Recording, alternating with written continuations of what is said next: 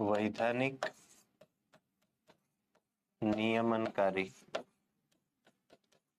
અને ત્રીજો એક શબ્દ અહીંયા જે આપણે વાપર્યો છે અર્ધ ન્યાયિક. આ સંસ્થાઓની આપણે વાત કરવી છે, એટલે સમજવી છે આ સંસ્થાઓ કેવી હોય, શું હોય, કઈ કઈ સંસ્થાઓ છે આની અંદર. અને પછી આપણને સમય મળશે તો એકાદ સંસ્થા જે ગઈ વખતે પહેલા આપણે ક્યારેક છૂટી ગઈ હશે તો એ સંસ્થાની પણ આપણે ચર્ચા કરીશું. બરાબર, આ પ્રકારે આજના લેક્ચરની અંદર આપણે વાતચીત કરીશું. તો તમે કન્ટિન્યુઅસ રહેજો, પહેલેથી છેલ્લે સુધી બધી સંસ્થાઓની આપણે વાત આવતી રહેશે. તમે આના સિવાય પણ કેટલાક શબ્દો સંસ્થાઓ માટે સાંભળ્યા હશે. એમાં એક શબ્દ તમે સાંભળ્યો હશે અને સિલેબસની અંદર છે જ, પણ આ બહુ સરળ છે પ્રમાણમાં, એટલે આની અંદર વિશેષ કંઈ નથી. બંધારણીય સંસ્થાઓ, અથવા તો હિન્દીમાં આના માટે શબ્દ વાપર્યો હોય તો ત્યાં લખ્યું હોય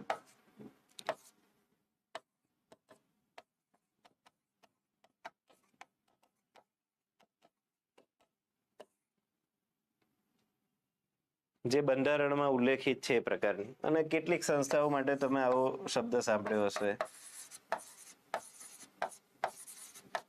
બિન બંધારણીય સંસ્થાઓ.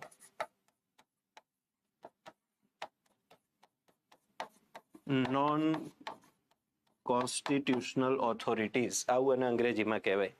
અને હિન્દીમાં જ્યારે જ્યારે તમે આના માટે કોઈ શબ્દ વાપરો તો ત્યાં આવો શબ્દ તમને વાંચવા મળે, ગેર સંવૈધાનિક. આવો હિન્દીનો શબ્દ છે. બરાબર. જય માતાજી સૂર્યદીપભાઈ, જય હિન્દ. તો આવા અલગ અલગ શબ્દો આવે. હવે આટલા બધા સંસ્થાઓ માટેના અલગ અલગ શબ્દો આવે એટલે સ્વાભાવિક રીતે આપણા વિદ્યાર્થીઓ, તમે બધા લોકો કન્ફ્યુઝન તમને ક્રિએટ થાય, એ સ્વાભાવિક વસ્તુ છે કે ભાઈ વૈધાનિક લખ્યું છે અને નિયમનકારી છે, અર્ધન્યાયિક છે, આ તો બધું ઠીક છે. આના સિવાય પણ હજી બીજો એક શબ્દ છે, એ છે એક્ઝિક્યુટિવ ઓથોરિટીઝ. બરાબર, એક્ઝિક્યુટિવ ઓથોરિટીઝ એટલે કારોબારી પ્રકારની સંસ્થાઓ. કારોબારી પ્રકારની સંસ્થાઓ. હવે આટલા બધા અલગ અલગ શબ્દો છે, તો પહેલા સૌથી આપણે શરૂઆત કરીએ. બરાબર, ગઢવીભાઈ જય માતાજી. તો સૌથી પહેલા આપણે જેટલા સ્ક્રીન ઉપર બધા શબ્દો લખ્યા છે ને, આ બધું અલગ અલગ છે શું, અને આ બધા માટે આટલા બધા અલગ અલગ શબ્દો કેમ છે, આપણે આને એક તો સરળ કરી લઈએ પહેલા. બરાબર, એટલે એક તો તમે આની અંદર એકદમ સરળતાથી સમજી શકો કે આ એકચ્યુઅલ સંસ્થામાં વાત શું છે, અને એનાથી આપણે આગળ વધવાની શરૂઆત કરીએ. હવે આ સંસ્થા શબ્દની સાથે બીજા કેટલાક શબ્દો અહીંયા આપણે રૂટીનની અંદર યુઝ કરતા હોઈએ છીએ, એ હું આ બાજુ લખું છું એટલે તમને એ પણ ધ્યાનમાં આવે. ગુજરાતીમાં આવા પ્રકારની સંસ્થાઓ માટે હંમેશા આપણે ત્યાં એક શબ્દ આપણે યુઝ કરીએ છીએ, પંચ. બરાબર, ચૂંટણી પંચ. અત્યારે સૌથી વધારે ચર્ચામાં જે સંસ્થા છે એનું જ આપણે નામ લઈએ તો ચૂંટણી પંચ એક અત્યારે કામ કરી રહેલી સંસ્થા છે અને ચર્ચામાં પણ છે. તો ગુજરાતીમાં જ્યારે જ્યારે આપણે શબ્દ યુઝ કરીએ છીએ તો ચૂંટણી પંચ આવો આપણે શબ્દ વાપરીએ. પણ જ્યારે હિન્દી ભાષાની અંદર એ શબ્દ વપરાતો હોય તો તમને એટલું જોવા મળશે કે ત્યાં ચૂંટણી પંચ આવો શબ્દ ના વપરાય, ત્યાં ચુનાવ આયોગ આવી રીતે લોકો શબ્દ વાપરે છે. તો જેને આપણે ગુજરાતીની અંદર પંચ કહીએ છીએ, એના માટે હિન્દી ભાષામાં એ લોકો એક શબ્દ વાપરે છે, આયોગ. અને જે લોકો અંગ્રેજી ન્યૂઝપેપર વગેરે વાંચતા હોય છે, તમને બધાને ખબર જ છે કે ત્યાં એક શબ્દ યુઝ થાય છે, કયો? Election commission. તો એક શબ્દ અંગ્રેજી ભાષાની અંદર જે યુઝ થાય છે એ કમિશન છે. તો પંચ, આયોગ અથવા તો કમિશન, આ બધા શબ્દો એક જ વસ્તુ છે. આ બધું સંસ્થાઓ માટે જ વપરાતા શબ્દો છે, અલગ અલગ ભાષામાં વપરાતા શબ્દો છે. તો આ પણ કંઈ અલગ નથી. આ બધું શું છે? તો આ બધું સંસ્થાઓ છે. ઘણી વખત શું થાય કે આપણે બધા પંચ પંચ બોલતા હોઈએ જનરલી, અને ક્યાંક હું પણ ઘણી બધી વખત ક્લાસરૂમમાં બધા વિદ્યાર્થીઓનો પ્રશ્ન પૂછું કે ભાઈ ફલાણા પંચની અંદર કેટલા સભ્યો હશે, માહિતી પંચની અંદર કેટલા સભ્યો હશે. તો એક માઇન્ડસેટ વિદ્યાર્થી મિત્રોનું ફિક્સ હોય છે કે પંચ એટલે શું હોય, તો કે ભાઈ 5. એટલે ના ખબર હોય તો એ કોકનો જવાબ આપવો હોય, અથવા તો એને માની લીધું હોય કે ભાઈ પંચ લખ્યું છે એટલે એની અંદર 5 સભ્યો હશે, તો એ તૈયારીમાં જવાબ આપે 5. તો ભાઈ પંચને અહીંયા 5 સાથે તો કંઈ લાગતું વળગતું છે જ નહીં. બરાબર, પંચ એટલે 5 છે એવી કોઈ અહીંયા વાત છે નહીં. પણ તેમ છતાં ઘણા બધા મિત્રો એવું મનની અંદર ધારી લે. તો એવું આપણે અહીંયા બિલકુલ કંઈ ધારવાનું નથી. કાજલબેન, જય દ્વારકાધીશ, જય દ્વારકાધીશ. તો આ એક તમે સમજો, આપણે ચર્ચા કરતા જઈએ છીએ એટલે તમને બધું ધ્યાનમાં આવતું જ હશે, પણ આ બધા જ શબ્દોને આપણે સરળ રીતે સમજીએ. પહેલા જ્યારે પંચની વાત હતી ત્યારે એવું આપણે જોતા હતા કે પંચ એ સિંગલ મેમ્બર બોડી પણ હોઈ શકે, એટલે એક જ વ્યક્તિ પણ પંચમાં હોઈ શકે. નામ પંચ છે એટલે ત્યાં 5 વ્યક્તિ રાખવા એવું બિલકુલ જરૂરી નથી. સિંગલ મેમ્બર બોડીને પણ પંચ ગુજરાતીમાં કહી શકાય. એ જ વસ્તુને અંગ્રેજીમાં તમે કમિશન કહેશો, બરાબર. જેમ કે ગુજરાતની અંદર ગુજરાત લોકાયુક્ત અધિનિયમ જે જૂનો ચાલતો હતો એની અંદર અત્યાર સુધી લોકાયુક્ત સિંગલ મેમ્બર બોડી હતી, પણ જે નવો લોકાયુક્ત અધિનિયમ આવ્યો 2013માં એમાંથી એને સિંગલ મેમ્બર બોડીમાંથી મલ્ટી મેમ્બર બોડી બનાવી, તો એક કરતા વધારે સભ્યો વાળું એ આયોગ બન્યું. તો આયોગ અથવા તો પંચ એ લઘુત્તમ એક સભ્યો ધરાવતા હોઈ શકે, બરાબર. અને મહત્તમ શું હોય, તો ભાઈ અત્યાર સુધી એવું હતું કે ભાઈ મહત્તમ એની અંદર 11 સભ્યો હોય, એટલે મોટા ભાગના કમિશન તમને એવા જોવા મળે, મોટા ભાગે. આ આવું હોય જ એવું ક્યાંય જરૂરી લખેલું છે નહીં, પણ મોટા ભાગે લઘુત્તમ એક સભ્ય અને મહત્તમ 11 સભ્ય આ પ્રકારના તમને પંચ કમિશન આયોગ જોવા મળે. પણ ઘણી વખત એવું થાય કે આના કરતા મેમ્બર્સની સંખ્યા વધારે પણ હોય. જેમ કે એક ઉદાહરણ તમને આપું, આપણે ત્યાં એક નેશનલ ગ્રીન ટ્રિબ્યુનલ નામની સંસ્થા કામ કરે છે. હવે આ નેશનલ ગ્રીન ટ્રિબ્યુનલ છે એમાં 20 મેમ્બરની વાત છે, તો એ 11 કરતા શું થયા, વધી ગયા. પણ જનરલ સેન્સ શું છે, તો ભાઈ જનરલ 1 થી માંડીને 11 સુધીના સભ્યો હોય, એટલે પંચ એટલે 5 જ હોય એવું અહીંયા બિલકુલ જરૂરી નથી. સૂર્યદીપસિંહ શું કહી રહ્યા છે, બંધારણીય સંસ્થાના સદસ્યની નિમણૂક રાષ્ટ્રપતિ દ્વારા થાય, બરાબર. તો આ બધું હમણાં આપણે જોઈએ છીએ, ખાલી બંધારણીય સંસ્થાના જ સદસ્યની નિયુક્તિ રાષ્ટ્રપતિ કરશે એવું નથી. હમણાં આપણે જેમ જેમ ભણીએ એમ તમને ધ્યાનમાં આવશે, વૈધાનિક સંસ્થા હોય તો એના પણ સદસ્યની નિયુક્તિ રાષ્ટ્રપતિ દ્વારા થતી હોય છે, બરાબર. ચાલો, તો આવા બધા તમારા મનની અંદર જે કંઈ પણ પ્રશ્નો હોય એવા બધા પણ પ્રશ્નોનું નિરાકરણ આપણે આની સાથે સાથે કરતા જઈશું, એટલે તમને ધ્યાનમાં આવતું જાય. સૂર્યદીપસિંહની વાત સાચી છે, પણ એની અંદર એક બીજું સાથે લખી શકાય, બંધારણીય સંસ્થા અને સાથે બીજી વૈધાનિક સંસ્થા, તો એ બંને જગ્યાએ રાષ્ટ્રપતિ નિયુક્તિ કરતા હોય છે. જોતા જઈએ એમ તમને બધું સમજાતું જશે. ચાલો આગળ વધીએ. હવે આપણે એક સ્ટેપ આગળની વાત કરીએ. સૌથી પહેલા તો સંસ્થાઓના પ્રકાર, સત્તાઓ પર પછી જઈએ. પહેલા આપણે એના પ્રકારની વાત કરીએ, બરાબર, પછી એની સત્તાની વાત કરીશું. પ્રકારની અંદર સૌથી પહેલો જે પ્રકાર છે એ 2 પ્રકાર આપણે ગણી શકીએ. એક છે બંધારણીય સંસ્થા અને એનો બીજો સિમ્પલ પ્રકાર છે બિન બંધારણીય સંસ્થા. મુખ્ય પ્રકાર આ 2 હોય. પર્યાવરણ વિશે તમે બધા લોકો જાણતા હશો, આપણે નાનપણથી પર્યાવરણ ભણીએ છીએ. પર્યાવરણના ઘટકો આપણને કોઈ પૂછે તો સિમ્પલ 2 ઘટક છે, કાર્બનિક ઘટક અને અકાર્બનિક ઘટક. પછી કાર્બનિક ઘટકની અંદર પાછા અલગ અલગ પ્રકાર હોય, અકાર્બનિક હોય તો એમાં પણ અલગ અલગ પ્રકાર હોય. સિમ્પલ એમ આ 2 મુખ્ય પ્રકાર છે. મુખ્ય પ્રકાર કયા કયા છે, તો ભાઈ સંસ્થાના આ 2 મુખ્ય પ્રકાર છે. એક તો જે બંધારણમાં ઉલ્લેખિત છે તે, અને બીજું જે બંધારણમાં ઉલ્લેખિત નથી તે. એટલે જે બંધારણમાં છે એને તમે શું કહેજો, એના માટે શબ્દ વાપર્યો બંધારણીય સંસ્થા. તો બંધારણીય સંસ્થા શું છે એવું મારે કહેવું હોય તો હું એમ કહી શકું કે જે સંસ્થાઓનો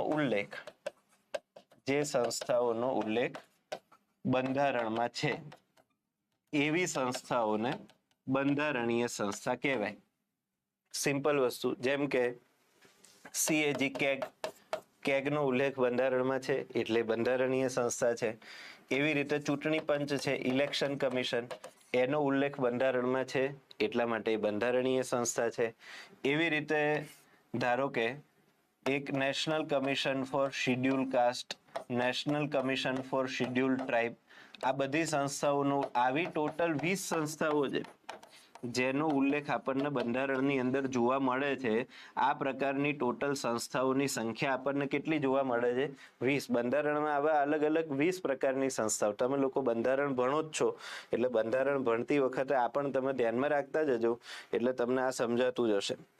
બંધારણ ભણો ત્યારે આ જોવાનું કે આની અંદર કયા કયા પ્રકારની સંસ્થા છે. બંધારણ લઈને હવે જ્યારે તમે બેસો તો તમે જોજો, બરાબર. તો આવી અલગ અલગ ટોટલ તમને કેટલી સંસ્થાઓ જોવા મળશે? 20 સંસ્થાઓ જોવા મળશે. તો આ બધી જે સંસ્થાઓ છે એનો ઉલ્લેખ બંધારણમાં છે, એટલા માટે એને કયા પ્રકારની સંસ્થા કીધી? બંધારણીય સંસ્થા કીધી. બીજી વસ્તુ, કોઈ સંસ્થાને બંધારણીય દરજ્જો આપવામાં આવે તો એ સંસ્થા પણ કેવી સંસ્થા બની જાય? બંધારણીય સંસ્થા બની જાય. આનું આપણે એક ઉદાહરણ જોઈએ. જેમ કે આપણા દેશમાં એક સંસ્થા હતી, અનુચ્છેદ 338 મુજબ એનું નામ હતું national commission four schedule cast and schedule tribe. આવી એક સંસ્થા આપણા દેશની અંદર કાર્યરત હતી. આને ગુજરાતીમાં કહેવાય શિડ્યુલ કાસ્ટ અને શિડ્યુલ ટ્રાઇબ. આ બે અલગ અલગ માટે એક આયોગ બનાવવામાં આવ્યું હતું, રાષ્ટ્રીય આયોગ. બરાબર. આને સરળ ભાષામાં તમને સમજાવ્યું છે. હમણાં આપણે એના ગુજરાતી નામો લખીએ લાંબા લાંબા, બરાબર. તો આવી એક સંસ્થા બંને લોકો માટે સંયુક્ત, શિડ્યુલ કાસ્ટ અને શિડ્યુલ ટ્રાઇબ બંને લોકો માટે સંયુક્ત રીતે સરકાર દ્વારા એક રાષ્ટ્રીય આયોગની સ્થાપના કરવામાં આવી હતી. રાષ્ટ્રીય અનુસૂચિત જાતિ અને જનજાતિ આયોગ, આવા નામથી. અનુચ્છેદ કયો હતો એનો અનુચ્છેદ છે 338. આવી એક સંસ્થા હતી. હવે આપણા દેશની અંદર આ સંસ્થામાં શિડ્યુલ કાસ્ટ ઉપર વધારે ફોકસ થાય અને જનજાતિના લોકો માટે એક અલગ સંસ્થા બને, અને એ અલગ સંસ્થા એ માત્ર ને માત્ર જનજાતિના લોકો માટે જ વિચાર કરે.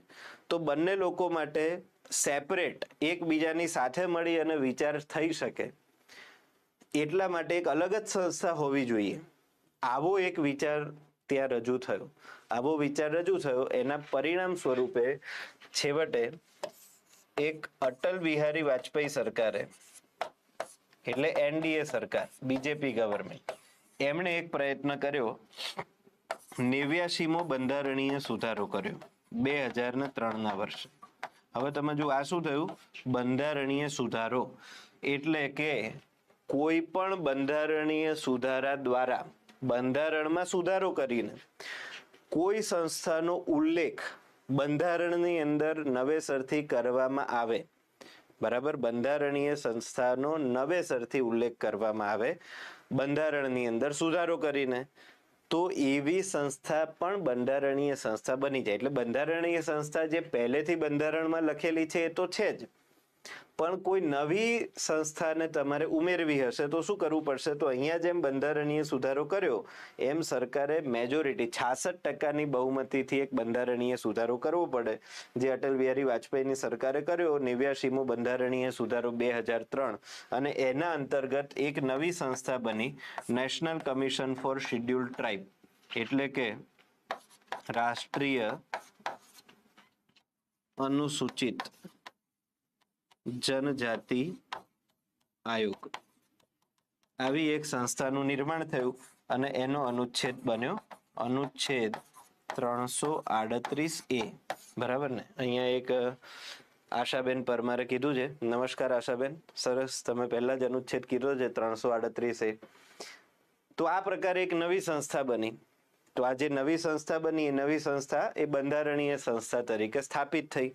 તો જે સંસ્થાઓનો ઉલ્લેખ આપણને બંધારણમાં જોવા મળે છે તે, અને જે સંસ્થાને માટે બંધારણીય સુધારા દ્વારા બંધારણની અંદર એનો નવો ઉલ્લેખ કરવામાં આવે છે, આ પ્રકારની સંસ્થાઓને બંધારણીય સંસ્થા કહેવાય. તો બંધારણીય સુધારો 66%ની બહુમતીથી થશે, એ પ્રકારે એક નવી સંસ્થા બની ગઈ.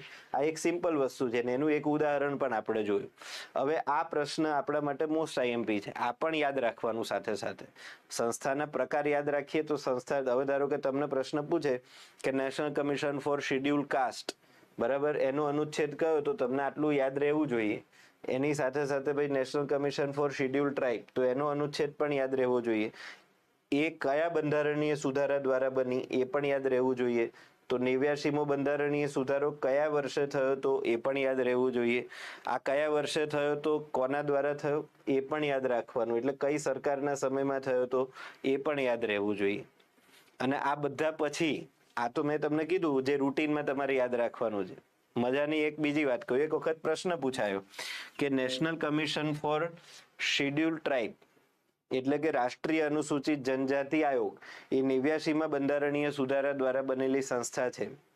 અનુચ્છેદ એનો 338 એ છે.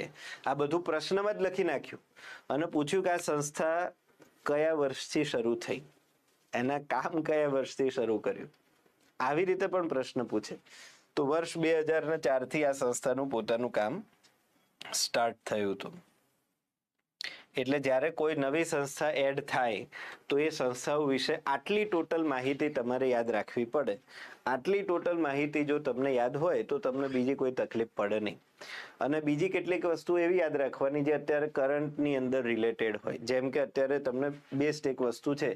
અત્યારે આપણે એક સંસ્થાની વાત કરી, રાષ્ટ્રીય અનુસૂચિત જાતિ આયોગ, બરાબર ને. રાષ્ટ્રીય અનુસૂચિત જાતિ આયોગ નામની આ જે સંસ્થા આપણા બંધારણની અંદર અનુચ્છેદ 338ની અંદર આપણને લખીને આપી છે.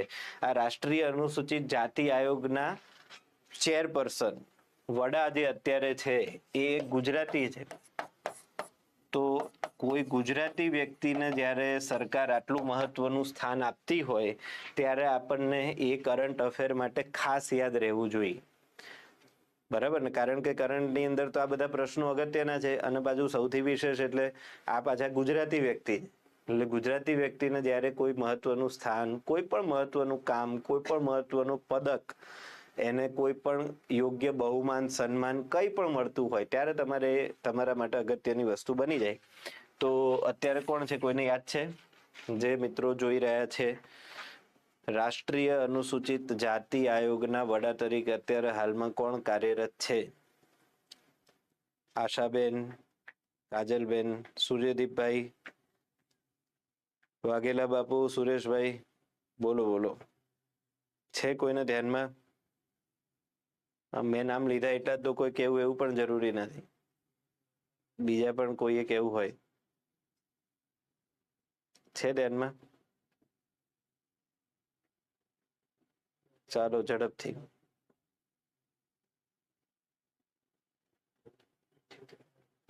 ચાલો હું કહી દઉં છું.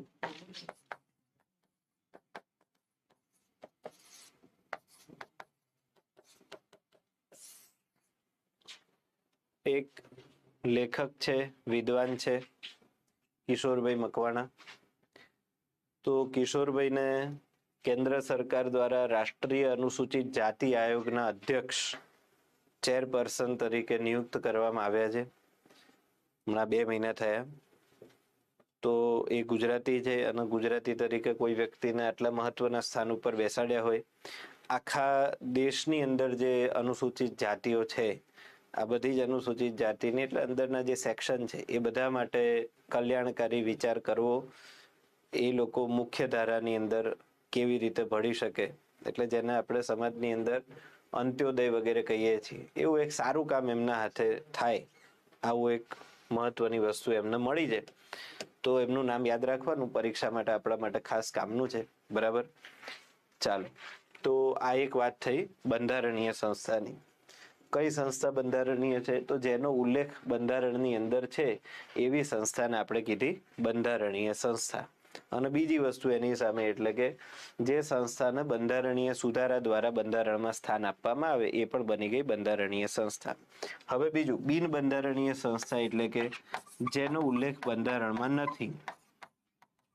તો જેનો ઉલ્લેખ બંધારણમાં ન હોય તેવી સંસ્થાને તમે કહી દીધું બિન બંધારણીય સંસ્થા. હવે જે બિન બંધારણીય સંસ્થા છે, જેનો ઉલ્લેખ બંધારણની અંદર આપણને નથી આપવામાં આવેલો, એવી કોઈ એક જ સંસ્થા છે એવું નહીં, પણ એ બધા માટે બિન બંધારણીય એવો શબ્દ વપરાય. એમાં પાછા અલગ અલગ મુખ્ય 2 ભાગ છે. એક છે વૈધાનિક સંસ્થા અને બીજો એમાં જે પ્રકાર છે એ છે કારોબારી સંસ્થા. એક વૈધાનિક સંસ્થા અને બીજો છે કારોબારી સંસ્થા. આવા બે પ્રકાર છે. આ બંને પ્રકાર શેના છે? બિન બંધારણીય સંસ્થાના છે. પણ આ બંને માટે શબ્દ તો શું વપરાશે? બિન બંધારણીય જ વપરાશે. બરાબર ને? આશાબેને લખ્યું છે નીતિ આયોગ. હવે નીતિ આયોગ જે છે એ વૈધાનિક સંસ્થા નથી. બરાબર? નીતિ આયોગ એ કયા પ્રકારની સંસ્થા છે? એ કારોબારી પ્રકારની સંસ્થા છે. પણ છે તો મુખ્ય પ્રકાર કયો? બિન બંધારણીય. તો નીતિ આયોગ માટે તમે બિન બંધારણીય શબ્દ વાપરો તો પણ ચાલે. એટલે બિન બંધારણીય સંસ્થાના બે પ્રકાર થયા. એક થયો વૈધાનિક સંસ્થા અને બીજો પ્રકાર શું છે? કારોબારી પ્રકારની સંસ્થા. જીગરભાઈ ગુડ ઇવનિંગ. હર હર મહાદેવ. તો આ બે પ્રકાર છે. હવે આ બંને પ્રકારને આપણે સમજીએ તો મુખ્ય બે પ્રકાર થઈ ગયા, બંધારણીય અને બિન બંધારણીય. અને બિન બંધારણીયના મુખ્ય બે પ્રકાર થયા. એમાં પહેલો પ્રકાર વૈધાનિક અને બીજો પ્રકાર કારોબારી સંસ્થા. તો હવે આપણે સૌથી પહેલા પ્રકાર વિશે જાણીએ, વૈધાનિક વિશે. પછી આપણે વાત કરીએ કારોબારી વિશે. બરાબર? તો બિન બંધારણીયમાં બે ભાગ. એમાં પહેલો ભાગ એટલે કે વૈધાનિક. હવે વૈધાનિક એટલે એટલો નક્કી થઈ ગયું કે જે બંધારણમાં નથી એ પ્રકારની છે. બરાબર? તો જે બંધારણમાં નથી એ પ્રકારની થઈ ગઈ, એટલું તો ફિક્સ થઈ ગયું. હવે બીજું, તો કેવી છે? બંધારણમાં નથી એવી છે તો કેવી? તો કેવી એ અત્યારે જોઈએ. જે સંસ્થા માટે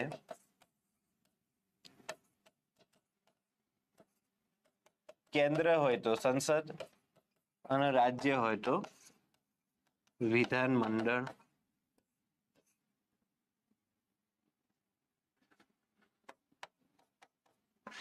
કોઈ ખરડો પસાર કરે એટલે કે કાયદો બનાવે અને કાયદાના આધારે સંસ્થાની સ્થાપના થાય, આ પ્રકારની સંસ્થાને કહેવાય વૈધાનિક સંસ્થા.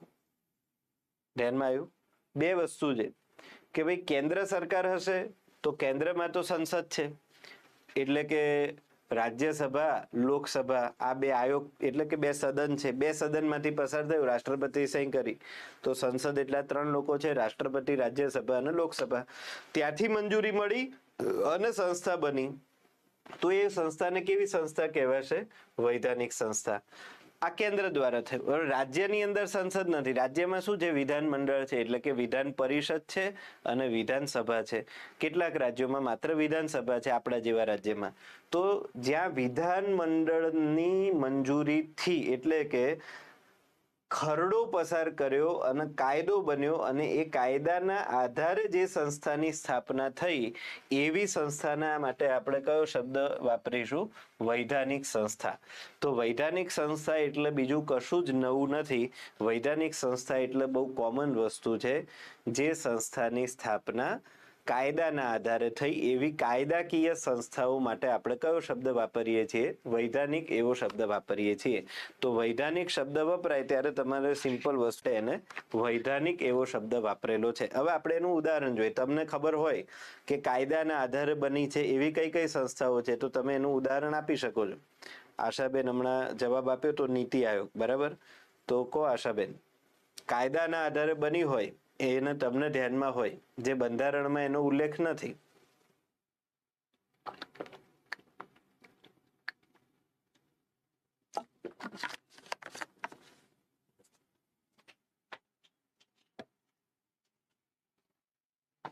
ચાલો, બંધારણમાં ઉલ્લેખ નથી અને કાયદાના આધારે બની છે એવી સંસ્થા. 2 મિનિટ પહેલા જ આપણે શરૂઆત કરી લેક્ચરની, ત્યારે આપણે એક સંસ્થાની ચર્ચા કરી. સૌથી પહેલા 2-3 સંસ્થાના શબ્દો, 2-3 સંસ્થાની વાતચીત નામમાં હું બોલ્યો. એક તો સૌથી પહેલો જે ટોપિક આપણે લીધો તો એની જ વાત કરીએ, લોકપાલ અને લોકાયુક્ત. તો લોકપાલ અને લોકાયુક્ત અધિનિયમ 2013. તો અધિનિયમ એટલે શું છે? કાયદો છે.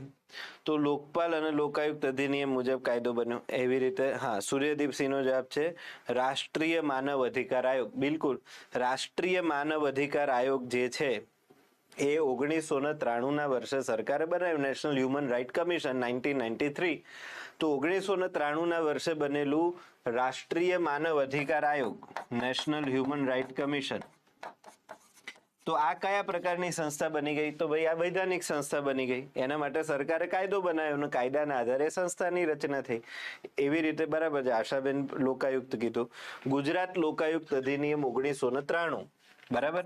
આપણે વાત કરી ને કે ભાઈ રાજ્યના વિધાનમંડળ દ્વારા પણ કઈ પસાર થયું હોય. બરાબર.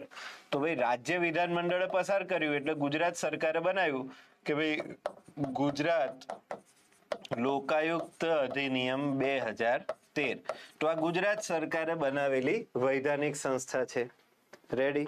એવી રીતે આશાબેનનો બીજો જવાબ છે રાષ્ટ્રીય મહિલા આયોગ. બરાબર ને. રાષ્ટ્રીય મહિલા પંચ નેશનલ કમિશન ફોર વુમન. તો national commission for woman act 1990 દ્વારા વર્ષ 1992 આ સંસ્થાની સ્થાપના થઈ. તો રાષ્ટ્રીય મહિલા આયોગ નામની સંસ્થા 1992 વર્ષે બની. એ પણ કાયદાના આધારે બની. તો એનો અર્થ એ થયો કે એ પણ કાયદાના આધારે બનેલી સંસ્થા છે. એટલે કેવી સંસ્થા થઈ ગઈ? તો એ વૈધાનિક સંસ્થા થઈ ગઈ. આવી પણ ઢગલાબંધ સંસ્થાઓ છે જે કાયદાના આધારે બની. એવી બધી જ સંસ્થાઓનો ઉલ્લેખ તમે આની અંદર કરી શકો. ધારો કે સેબી 1992. બરાબર. એવી રીતે PFRDA, એવી રીતે ઈરડા, એવી રીતે ટ્રાઈ, બહુ બધી સંસ્થાઓ આની અંદર લખી શકીએ આપણે. બરાબર ને. આશાબેન બધી સંસ્થાઓ લખી રહ્યા. સરસ. વિજિલન્સ કમિશન છે. આપણે બધી સંસ્થાની ચર્ચા કરી છે. ઢગલાબંધ સંસ્થાઓ આની અંદર લખાય. હવે તમે સમજી ગયા બિલકુલ કે જે સંસ્થા માટે સરકારે કાયદો બનાવ્યો. હા, હવે આ સામાન્ય ખરડો પસાર કર્યો હતો. આ એવું થાત કે બંધારણીય સુધારા ખરડો મુકાત અને બંધારણમાં સુધારો થઈ જાત તો આ કેવી સંસ્થા બની જાત? તો આના માટે આપણે વૈધાનિક શબ્દ ના વપરાત. તો એ બની જાત બંધારણીય સંસ્થા. કારણ કે બંધારણીય સુધારા ખરડો હતો.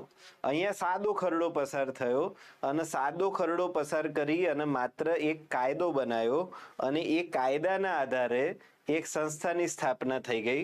એટલે એ બંધારણમાં એનો ઉલ્લેખ નથી એટલે એ બની બિન બંધારણીય અને એને આપણે કીધી કેવી સંસ્થા? વૈધાનિક સંસ્થા. રેડી. ચાલો. શું કહે છે સૂર્યદીપસિંહ? આમના અધ્યક્ષનો કાર્યકાળ કેટલો હોય? સૂર્યદીપસિંહ, આમના અધ્યક્ષનો કાર્યકાળ દરેક સંસ્થા પ્રમાણે અલગ અલગ હોય.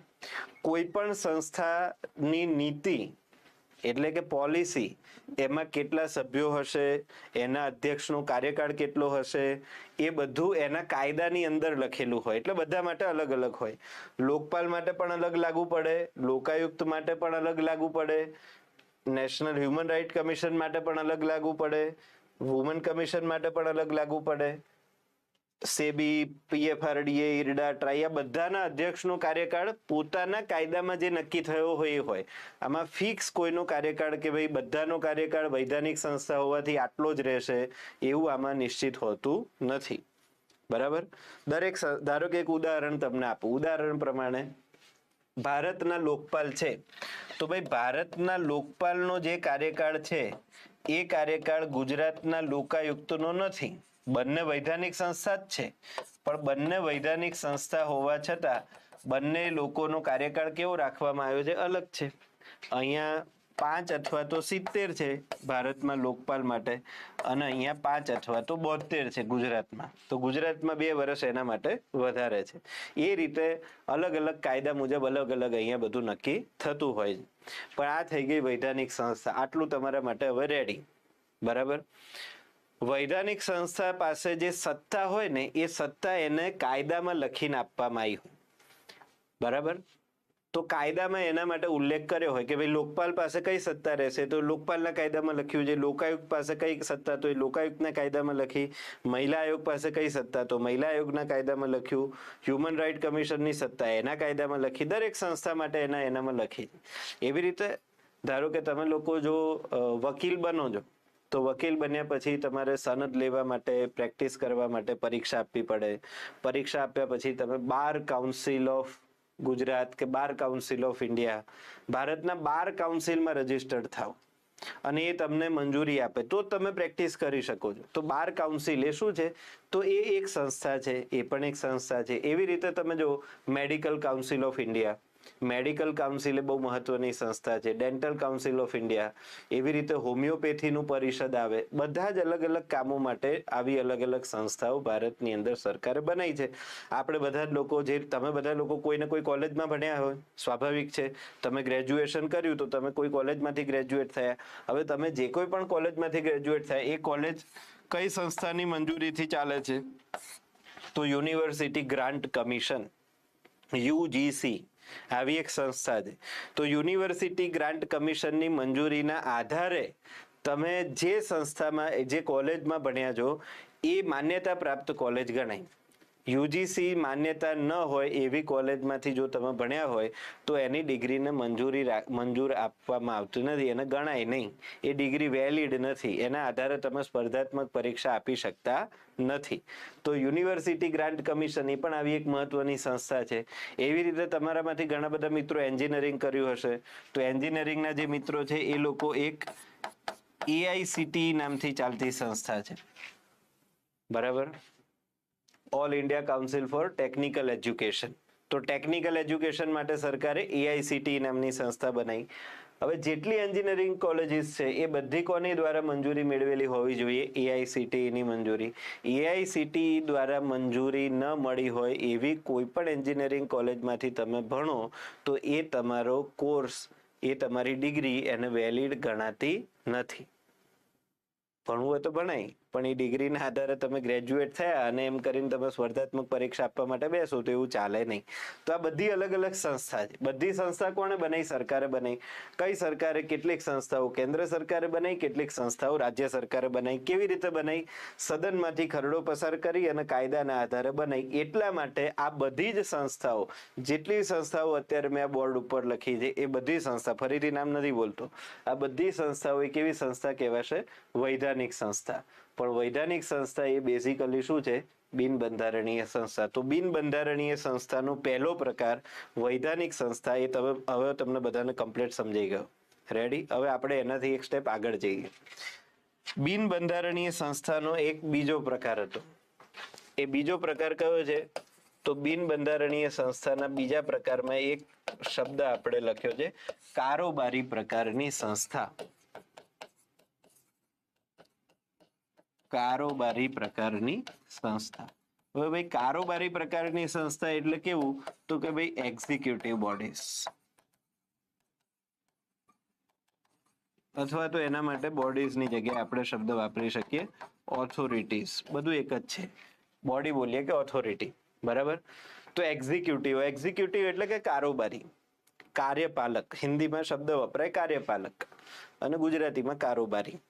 તો કારોબારી પ્રકારની સંસ્થા. જ્યારે મેં પહેલો જ પ્રશ્ન પૂછ્યો કે ભાઈ બિન બંધારણીય સંસ્થા, ત્યારે આશાબેને એના જવાબમાં એક સંસ્થાનો ઉલ્લેખ કર્યો હતો. કઈ સંસ્થા લખી હતી?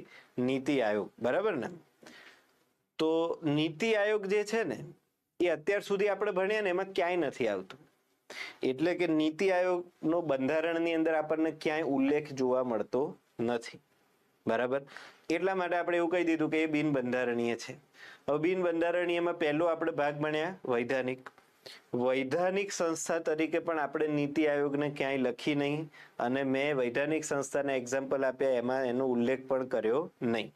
કારણ સ્પષ્ટ છે કે એ કાયદાના આધારે પણ બનાવવામાં આવેલી સંસ્થા નથી. તો એના માટે સરકારે કોઈ પણ પ્રકારનો કાયદો નથી બનાવ્યો. ના બંધારણીય કાયદો છે, ના સામાન્ય કાયદો છે, કોઈ કાયદો જ નથી. તેમ છતાં એ સંસ્થા છે. તો ઘણી સંસ્થાઓ એવી હોય કે એના માટે સરકાર કાયદો ના બનાવે. સરકાર પાસે પણ કેટલાક પાવર્સ તો હોય ને ભાઈ. જો સરકારને આપણે કોઈ સત્તા જ નથી આપતા, બધું એને સંસદમાં પૂછીને જ કરવાનું, તો એને કરવાનું શું? બધું બીજાને પૂછીને કરવા એવું તો હોય ને. કેટલેક તો એને પાસે પણ કેટલાક પાવર્સ એવા હોય કે એની ઈચ્છા થાય કરે. આટલી મહત્વની એની જવાબદારી છે, તો એ પોતાની જવાબદારીનું નિર્વહન કરવા માટે કેટલાક નિર્ણયો પોતાની જાતે લે, એટલે કેટલાક નિર્ણયો લેતી વખતે એ આપણા મોકલેલા લોકોને પૂછે, બરાબર. તો એટલા માટે જે સંસ્થાઓની સ્થાપના કારોબારીના આદેશથી અને કારોબારીના ઠરાવથી કરવામાં આવે એવી સંસ્થાઓ માટે શબ્દ વપરાય કારોબારી પ્રકારની સંસ્થા. બરાબર? એના જવાબમાં આપણે એવું કહેવાશે જે સંસ્થાની સ્થાપના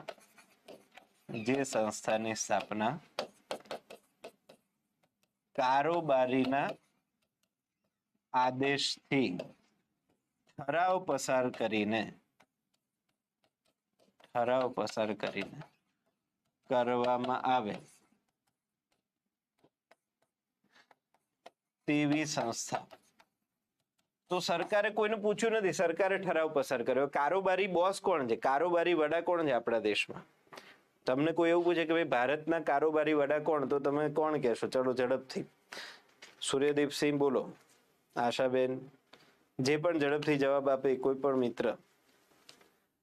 ભારતના કારોબારી વડા કોણ છે એવું આપણને કોઈ પૂછે તો આપણે શું જવાબ આપીએ?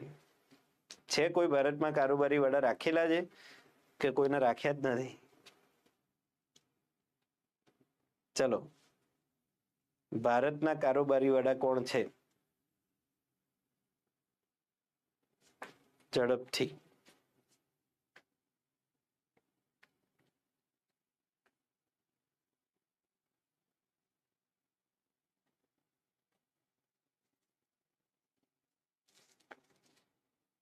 એવી રીતે ગુજરાતમાં પણ હોય ને, દરેક જગ્યાએ રાજ્ય છે તો રાજ્ય પાસે પોતાની કારોબારી હોય તો એના પણ એક વડા હોય. કેન્દ્ર હોય તો કેન્દ્ર પાસે પોતાની કારોબારી હોય તો એના પણ એક વડા હોય. બરાબર? મિતભાઈ મિસ્ત્રીએ જવાબ આપ્યો છે પીએમ, વડાપ્રધાન. ચાલો, બીજા લોકો પણ જવાબ આપી શકે છે.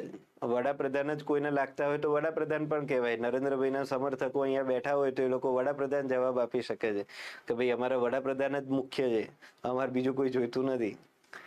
અને કોઈને એમ લાગતું હોય કે ના નરેન્દ્રભાઈ નથી જોઈતા, એ રાહુલ તો નહીં જ લખાય. આમાં પાછું જોજો, ધ્યાન રાખજો. વડાપ્રધાન ના લખવા હોય એ લોકો બીજા કોને લખશે?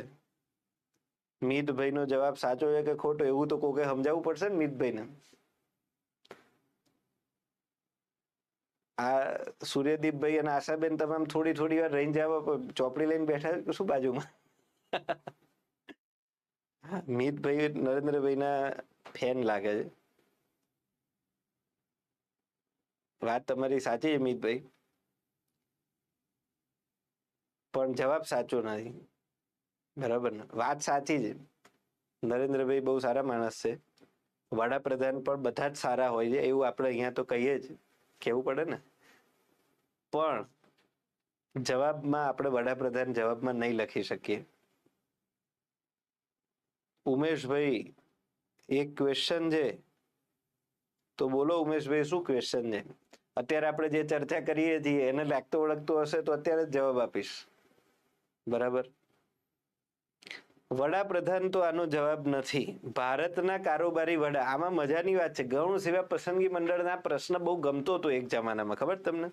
કારણ કે એમને ખબર છે કે આપણને બધા લોકોને વડાપ્રધાન ખૂબ પ્રિય હોય છે.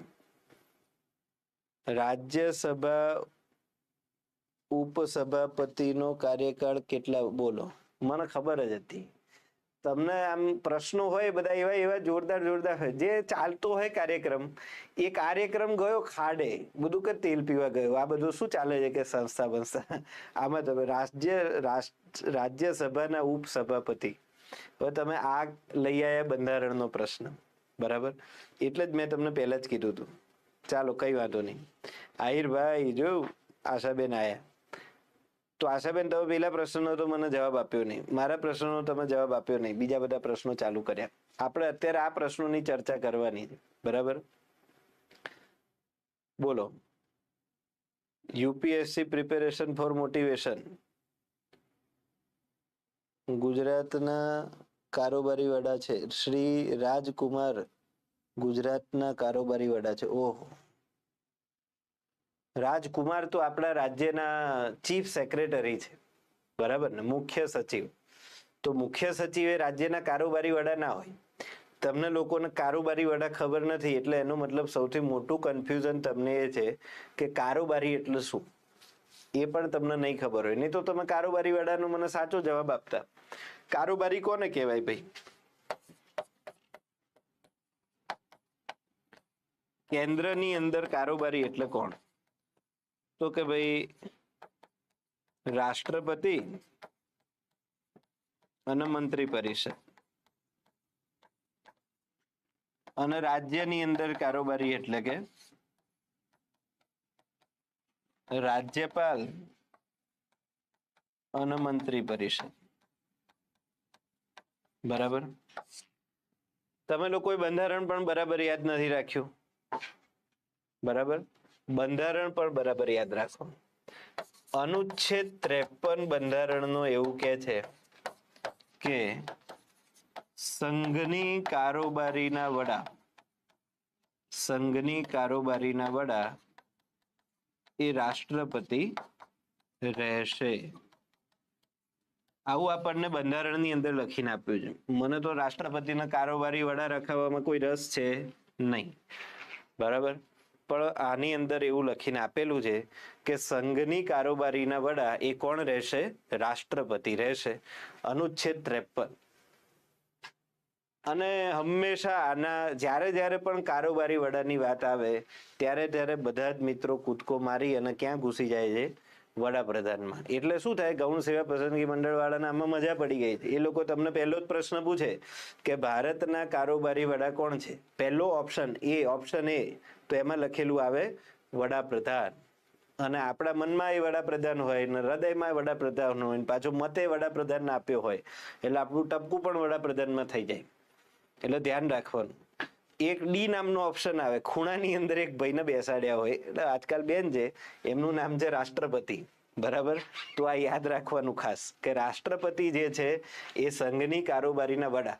હવે જો આપણે વાત કરીએ છીએ કારોબારી પ્રકારની સંસ્થાની, તો કેન્દ્રની કારોબારી એટલે કે હવે અહીંયા મુખ્ય કોણ છે? તો મુખ્ય છે દેશનું કેબિનેટ. કેબિનેટ જે નક્કી કરે એ કામ રાષ્ટ્રપતિએ કરવાનું. આવું બંધારણનો 42મો સુધારો કહે છે કે રાષ્ટ્રપતિએ એ જ કરવાનું રહેશે જે એને કેબિનેટ સલાહ આપશે. મંત્રીમંડળની સલાહ પ્રમાણે એને કામ કરવાનું.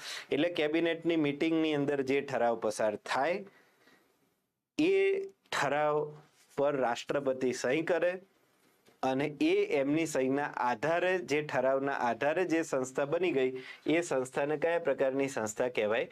કારોબારી પ્રકારની સંસ્થા કહેવાય. અને આનું બેસ્ટ એક્ઝામ્પલ એ શું છે? એનું બેસ્ટ એક્ઝામ્પલ એ નીતિ આયોગ છે. નીતિ આયોગ માટે કોઈ પણ પ્રકારનો ખરડો પસાર કરવો પડતો નથી. ના બંધારણીય ખરડો પસાર કરવો પડ્યો, ના સામાન્ય ખરડો પસાર કરવો પડ્યો. કોઈ પણ ખરડો પસાર કર્યા વગર એક સંસ્થાની સ્થાપના થઈ. એ સંસ્થાનું નામ આપવામાં આવ્યું નીતિ આયોગ. કેવી રીતે થઈ? તો સરકારને મજા પડી એટલે થઈ. સરકારને જે સંસ્થા બનાવવાની ઈચ્છા થઈ એ સંસ્થા સરકારે બનાવી. ધારો કે આવી ઘણી બધી સંસ્થા છે, નીતિ આયોગ છે, એવી રીતે રાષ્ટ્રીય વિકાસ પરિષદ આવી એક સંસ્થા છે. એવી રીતે એક સંસ્થા બનાવી હતી રાષ્ટ્રીય સલાહકાર પરિષદ. તમે જો આપણા દેશની અંદર કઈ પણ ઘટના થાય ને તો સરકાર છે ને એક ઇન્ક્વાયરી કમિશન બનાવે છે. તમને ખબર હોય તો ધારો કે ગોધરાકાંડ થયો ગુજરાતની અંદર, તો ગોધરાકાંડ માટે એક જાંચ કમિશન, એક ઇન્ક્વાયરી કમિશન બેઠું. બરાબર, સીટ બનાવે, સીટ. આવું અલગ અલગ નામથી ચાલતું હોય. તો જાંચ કમિશન એને જનરલ યુઝની અંદર ન્યૂઝ વાળા બધા આ શબ્દ યુઝ કરે છે એટલે તમે સાંભળ્યું હશે ઇન્ક્વાયરી કમિશન. તો આ ઇન્ક્વાયરી કમિશનો જે છે ને એ બધા મોટા ભાગના કયા પ્રકારના હોય? કારોબારી પ્રકારના હોય. તો આ બધી કારોબારી પ્રકારની સંસ્થા કહેવાય, જે સંસ્થાની સ્થાપના સરકાર પોતાની જાતે કરી નાખે, કોઈ પણ સદનમાં બેઠેલા સદસ્યને પૂછ્યા વગર. રેડી? તો આ બધી સંસ્થાઓને કહેવાય કારોબારી પ્રકારની સંસ્થા. તો અત્યારે ટોટલ આપણે કેટલા પ્રકારની સંસ્થાની ચર્ચા કરી તો એ તમને પહેલેથી આપણે જોઈ લઈએ. પછી હવે એને આગળ જે બાકીના છે એની વાત કરીએ. તો એક થઈ ગઈ બંધારણીય સંસ્થા, જેનો ઉલ્લેખ બંધારણમાં હતો. એ બધાને આપણે કહી દીધી બંધારણીય સંસ્થા. એ કઈ કઈ છે એની પણ આપણે વાત કરી. ટોટલ આપણને કેટલી જોવા મળે છે? 20 આ પ્રકારની બંધારણમાં ઉલ્લેખ હોય એવી 20 અલગ અલગ સંસ્થાઓ જોવા મળે છે. કોઈ સંસ્થાને એમાં અલગથી પણ એડ કરી શકાય, એનું પણ આપણે એક ઉદાહરણ જોયું. આપણે ઉદાહરણ લીધું અનુચ્છેદ 338A માટેનું, જેમાં 89માં બંધારણીય સુધારા 2003 દ્વારા એક રાષ્ટ્રીય અનુસૂચિત જનજાતિ આયોગ નામની એક સ્વાયત્ત અલગ જ સંસ્થા નવી બનાવવામાં આવી. તો એ પ્રકારે પણ બંધારણીય સંસ્થાને ઉમેરો અંદર કરી શકાય છે. બીજું પછી આપણે આગળ જોયું જે બિન બંધારણીય છે એ બધી, એટલે જે બંધારણમાં જેનો ઉલ્લેખ નથી એમાં બે મુખ્ય પ્રકાર હતા. એક એમાં પ્રકાર છે વૈધાનિક પ્રકારની સંસ્થા, અને બીજો એની અંદર આપણે જે પ્રકાર જોયો એ પ્રકાર થયો કારોબારી પ્રકારની સંસ્થા. વૈધાનિક પ્રકારની સંસ્થા માટે આપણે વાત કરી કે કેન્દ્ર સરકાર દ્વારા સંસદના ગૃહોમાંથી પસાર કરી અને કાયદાના આધારે એક સંસ્થા બને છે, જ્યારે રાજ્યની અંદર વિધાનમંડળમાંથી પસાર કરી અને કાયદાના આધારે એક સંસ્થા બને છે. આ પ્રકારની સંસ્થાને વૈધાનિક પ્રકારની સંસ્થા કહેવાય. એના પણ આપણે ઘણા બધા અલગ અલગ પ્રકારના ઉદાહરણ જોયા.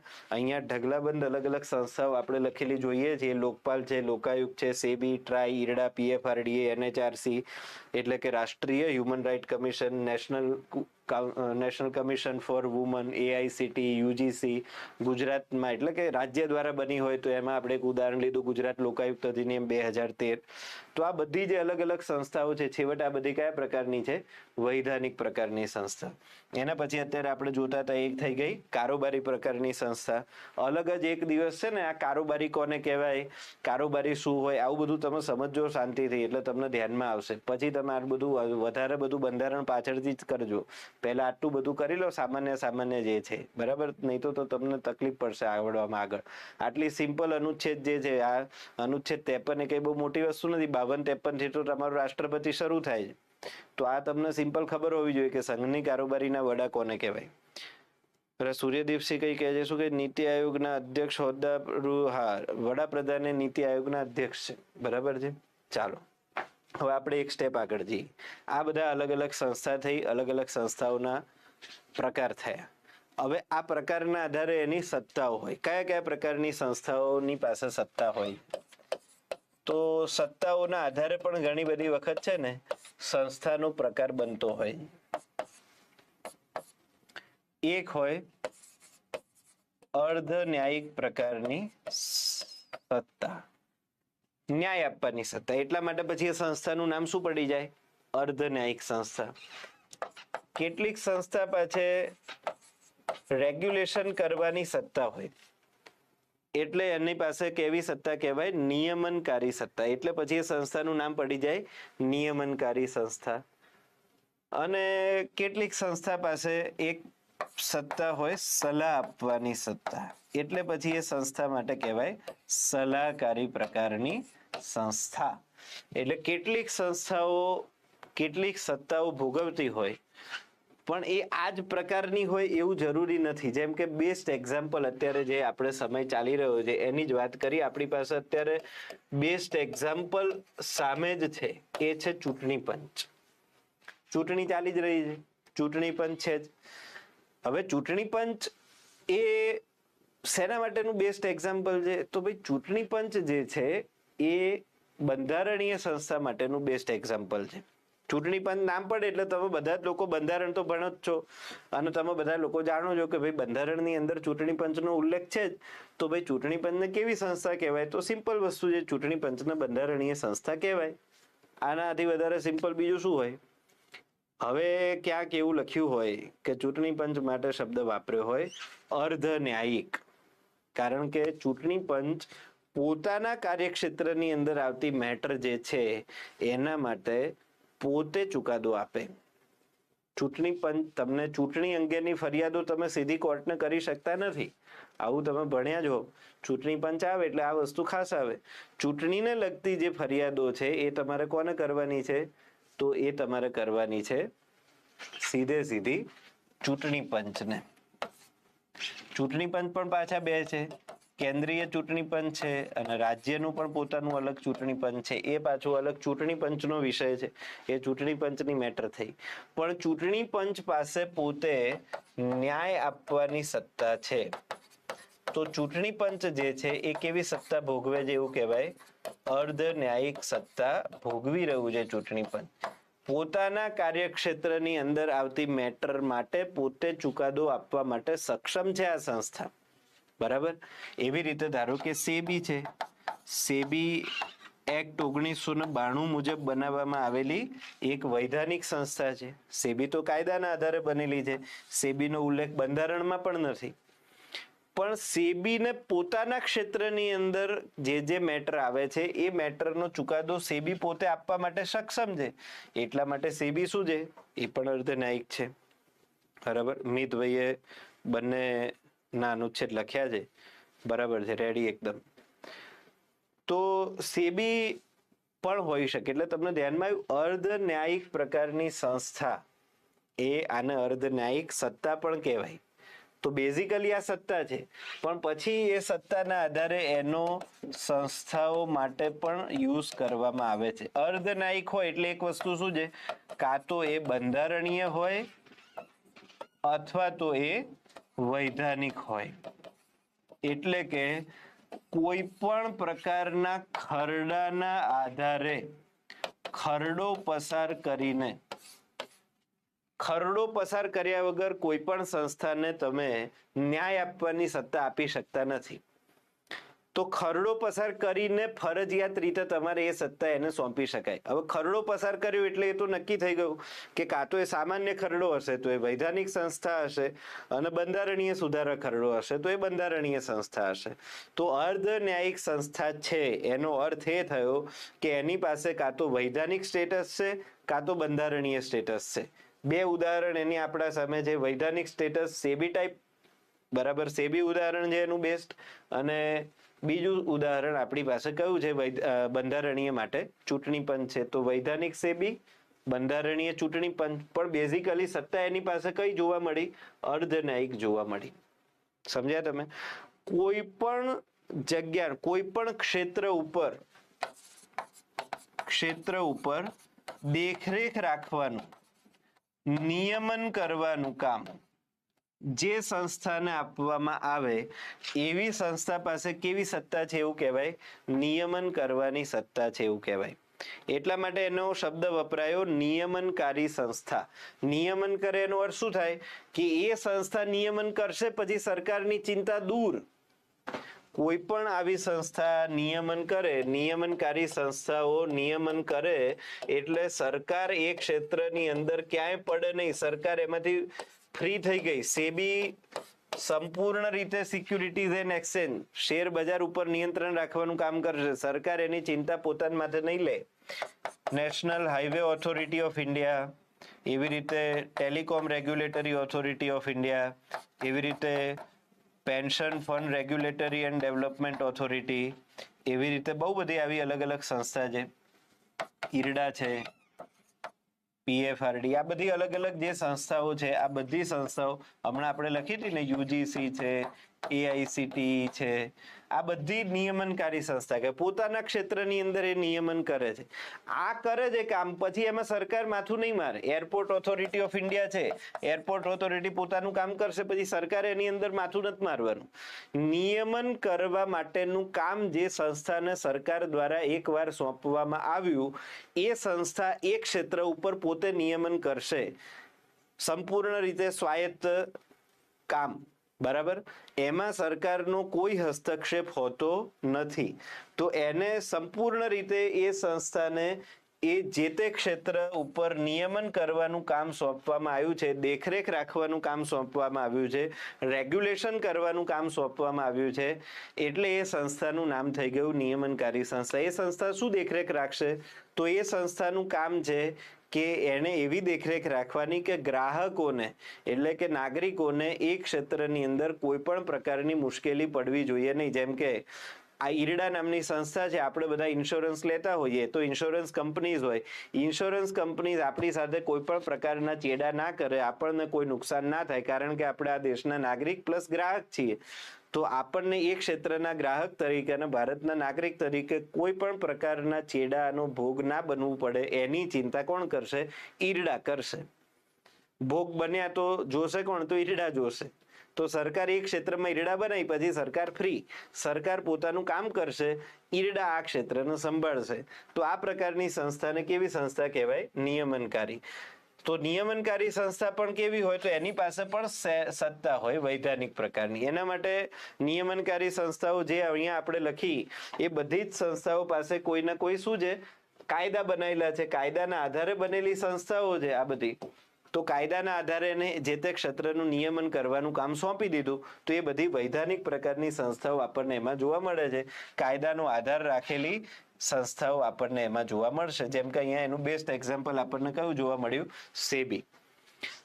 હવે સલાહકારી સંસ્થા તો કોઈ પણ રીતે આપી શકાય. એટલે એક વસ્તુ ફિક્સ તમારે સમજવાની કે કારોબારી પ્રકારની સંસ્થા હોય એની પાસે હંમેશા એક જ સત્તા હોય. એ કઈ સત્તા હોય? સલાહ આપવાની સત્તા. અહીંયા આપણે હમણાં નીતિ આયોગ તમે બધાએ મને બહુ કીધું, બરાબર? નીતિ આયોગ જે છે બિન બંધારણીય સંસ્થા છે. નીતિ આયોગ જે છે એ કારોબારી પ્રકારની સંસ્થા છે. તો નીતિ આયોગ એ બિન બંધારણીય પણ છે, નીતિ આયોગ એ કારોબારી પ્રકારની પણ સંસ્થા છે. એટલે કે નીતિ આયોગ પાસે એક જ સત્તા છે. કઈ સત્તા? સલાહ આપવાની સત્તા. મેં હમણાં તમને કીધું કે કારોબારી પ્રકારની સંસ્થા હોય એટલે એક વસ્તુ તમારે ફિક્સ જ સમજવાની કે એની પાસે એક જ પ્રકારની સત્તા છે અને એ સત્તાનું નામ શું છે? સલાહકારી સત્તા. તો નીતિ આયોગ એ માત્ર ને માત્ર સલાહ આપવાનું કામ કરે છે. હવે મહત્વની સૌથી ખાસ વાત એટલે સલાહકારી સંસ્થાઓનું કામ સલાહ આપવાનું તો છે, પણ કારોબારી એની સલાહ માનવા માટે બંધાયેલી હોતી નથી. એટલે નીતિ આયોગ સરકારને સલાહ તો આપે, પણ એની સલાહ માનવી કે નહીં માનવી એ સરકારની મેટર છે. રાષ્ટ્રીય સલાહકાર પરિષદ નામની એક સંસ્થા હતી, મનમોહન સિંહના સમયગાળામાં ખૂબ કામ કરતી હતી. એ સલાહ આપે, એ સલાહને માનવી કે નહીં માનવી એ સરકારે નક્કી કરવાનું. જેમ કે રાષ્ટ્રીય વિકાસ પરિષદ છે, સલાહ આપે, સલાહ માનવી કે નહીં માનવી કોણ નક્કી કરે? સરકાર નક્કી કરે. તો સરકારની ઈચ્છા થાય એની સલાહ માને, સરકારની ઈચ્છા થાય એની સલાહ ના માને. તો આ જે છે ને એ સંસ્થાઓની સત્તાઓ છે, પણ આ સત્તાના આધારે પણ સંસ્થાના પ્રકાર બની ગયા. બરાબર? આમાં 3 થઈ ગયા: અર્ધન્યાયિક, નિયમનકારી અને સલાહકારી. તો આ બધા અલગ અલગ શબ્દો હતા જે આપણે સૌથી પહેલા સ્લાઇડની અંદર જે તમે જોયા, બધા નામો આપણે લખ્યા હતા, એ બધા નામોને આપણે સમજવા માટેનો પ્રયત્ન કર્યો. બરાબર? વૈધાનિક થઈ ગયું, નિયમનકારી, અર્ધન્યાયિક, બંધારણીય, બિન બંધારણીય, કારોબારી પ્રકારની સંસ્થા, પંચ, આયોગ, કમિશન. આ તો બધા પાછળ લાગતો એક એ છે, શબ્દ છે. બરાબર? Good evening Nagjibhai. ચાલો, તમે ખૂબ જોરદાર સમય આયા. કમસે કમ આજે ઊંઘતા પહેલા આપણે એકબીજાને શુભરાત્રી તો કહીને જઈ શકીશું. બરાબર? ચાલો, કઈ વાંધો નહીં. આપણા બધી સંસ્થાઓના પ્રકાર અને એની સત્તા, આ બંને શું શું છે એના વિશેની એક પ્રાથમિક સમજ લીધી છે. તો બાકી તો આપણી ચર્ચા હંમેશા ચાલુ જ રહેશે અને વિગતવાર તો બધું તમને એપ્લિકેશન ઉપર ઉપલબ્ધ છે જ. તો આપણે મળતા રહીશું. બરાબર? ચાલો, આજે તમને બધા લોકોને સમજણ પડી હશે એવી આશા સાથે ધન્યવાદ. થેન્ક યુ વેરી મચ અને શુભરાત્રી.